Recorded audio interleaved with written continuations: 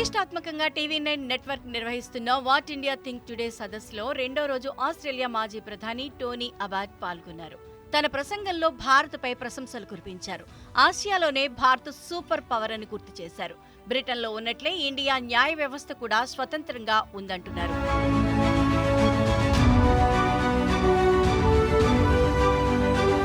80-97% జనాభాకు స్వచ్ఛమైన నీరు, విద్యుత్, పారిశుధ్యాన్ని భారతదేశం అందించిందని టోనీ అబాట్ ప్రశంసించారు.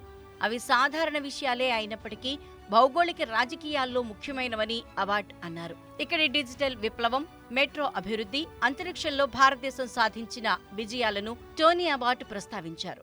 Already the world's fifth largest economy, the fastest growing large economy, and will be the third largest within a couple of decades.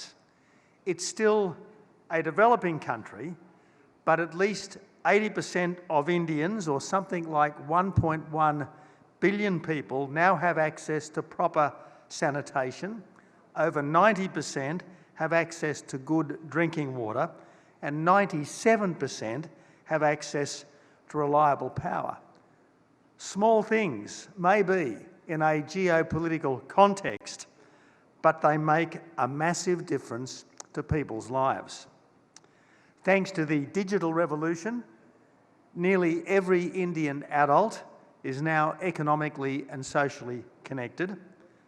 There's long been a legendary rail network, but India is now building airports at the rate of 8 a year, urban metro systems at the rate of 1.5 a year, and national highways at the rate of 30 kilometres every single day.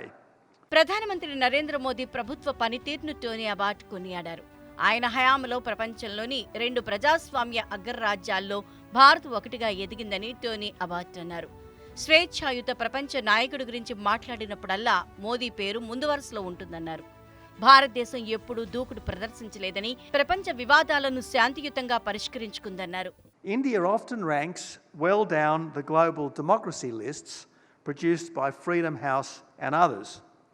Perhaps that's because they think of Prime Minister Modi as a Hindu nationalist, when I think he's better called an Indian patriot who necessarily takes Hinduism seriously as by far the country's biggest creed.